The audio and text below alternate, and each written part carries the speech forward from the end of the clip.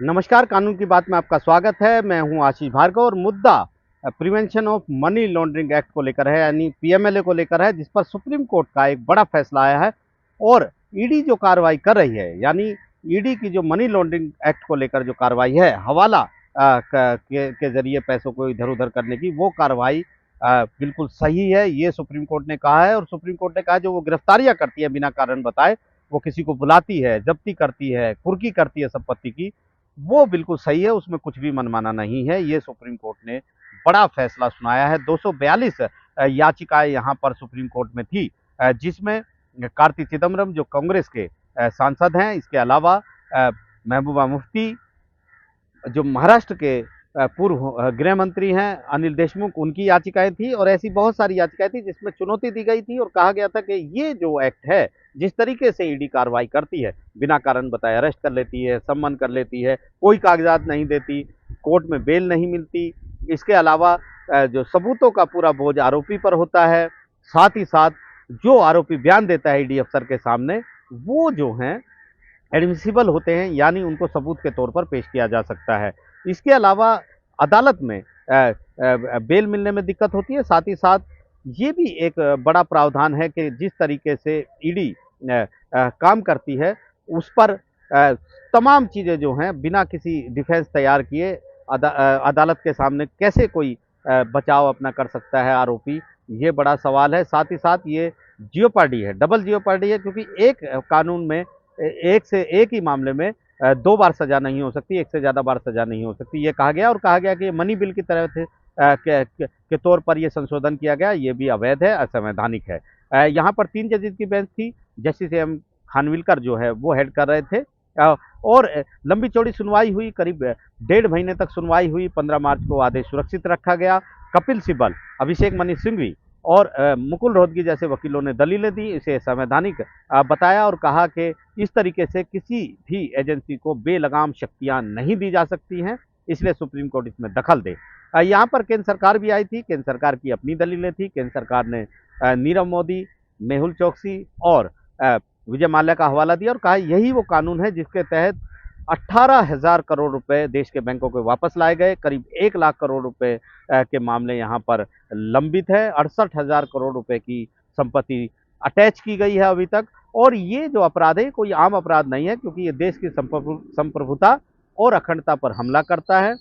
इसके साथ साथ ये आतंकवाद से भी ज़्यादा जघन्य अपराध है, तो लिहाजा सुप्रीम कोर्ट को इस पर दखल नहीं देना चाहिए। बहुत सारे आंकड़े यहाँ पर सॉलिसिटर जनरल तुषार मेहता ने पेश किए और सुप्रीम कोर्ट ने सबकी बात सुनी और इसके बाद एक बड़ा फैसला यहाँ पर सुप्रीम कोर्ट ने सुनाया है। और सुप्रीम कोर्ट ने ईडी को तमाम शक्तियाँ उसकी बहाल की हैं, कहा इसमें कोई भी मनमाना नहीं है, यानी वो किसी को भी सम्मन कर सकता है, आरोपी बना सकता है, गिरफ्तार कर सकता है, कोई कारण बताने की जरूरत नहीं है। ईसीआईआर जो एक एफआईआर की तरह होती है, जिसको ईडी का एक दस्तावेज होता है, उस पर भी कहा कि ये एफआईआर नहीं है, ये आंतरिक दस्तावेज है, इसलिए वो दस्तावेज आरोपी को देने की जरूरत नहीं है। सुप्रीम कोर्ट ने तमाम दलीलों को मान लिया है कि ये अपराध जो है वो आतंकवाद से भी ज़्यादा वो जघन्य अपराध है। और अंतर्राष्ट्रीय जो बॉडीज़ हैं वो भी मांग कर रही हैं कि ऐसे मामलों के लिए गंभीर और मामले गंभीर हों और सख्त कानून आने चाहिए, इसलिए ये कानून ऐसे आए। 2002 में एनडीए की सरकार इस कानून को लेकर आई थी, लेकिन वो लागू नहीं कर पाई। 2005 में यूपीए की सरकार ने इसे लागू किया और इसके बाद 2019 में इसमें संशोधन मोदी सरकार ने किए और इसके बाद कड़े कानून बनाए गए। जमानत नहीं मिलेगी, आपको बिना कारण बताए गिरफ्तार किया जा सकता है, जिस आरोपी को गिरफ्तार किया गया उसकी संपत्ति को अटैच किया जा सकता है और वो संपत्ति तब तक अटैच रहेगी जब तक वो कानून की अदालत में निर्दोष साबित ना हो जाए। इसके अलावा बेल नहीं मिलेगी, बहुत कड़ी शर्तें बेल की हैं कि आपको जमानत नहीं मिलेगी। इसके साथ साथ जो बोझ है वो एजेंसी पर नहीं होगा ये साबित करने के लिए कि इस व्यक्ति ने अपराध किया, बल्कि उस आरोपी पर ये बोझ होगा कि वो ये साबित करे कि वो अपराध उसने नहीं किया है। एजेंसी के अफसरों के सामने, यानी ईडी के अफसरों के सामने जो आरोपी बयान देंगे वो सबूत के तौर पर पेश किए जा सकेंगे अदालत में, ये भी एक प्रावधान था। तो लिहाजा बहुत कड़े प्रावधान थे और लेकिन सुप्रीम कोर्ट ने साफ कर दिया है, केंद्र की दलीलों को मान लिया है, ईडी की शक्तियां बरकरार रहेंगी और ईडी जिस तरह कार्रवाई कर रहा है वो आगे भी करता रहेगा। हम देख रहे हैं किस तरीके से ईडी लगातार लोगों पर शिकंजा कस रहा है, लेकिन सवाल ये है कि ईडी खुद केंद्र सरकार ने माना है कि वो बहुत सख्त कदम उठा रहे हैं, लेकिन बहुत कम लोगों को उठा रहे हैं। 2013 से लेकर अभी तक सिर्फ 313 लोगों को अरेस्ट किया गया है। लेकिन जो यहाँ पर याचिकाकर्ता थे, उनका कहना है कि कन्विक्शन रेट यानी सजा दिलाने का जो अनुपात है वो सिर्फ 9% है। तो ऐसे में एजेंसी को, किसी भी एजेंसी को बेलगाम शक्तियां नहीं दी जा सकती हैं।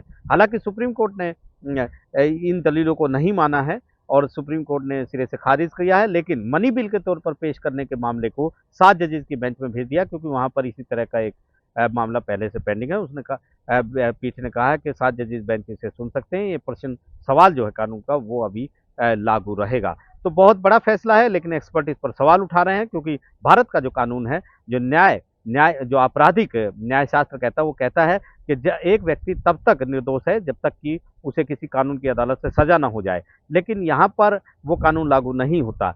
आरोपी को सीआरपीसी में यानी क्रिमिनल प्रोसीजर कोड में, कानून में बहुत सारी सुविधाएं दी गई हैं। उसको एफआईआर की कॉपी मिलती है, चार्जशीट की कॉपी मिलती है, गवाहों से जिरह करने का मौका मिलता है, एजेंसी के अफसरों से जिरह करने का मौका मिलता है। लेकिन यहाँ पर ऐसा कुछ नहीं है।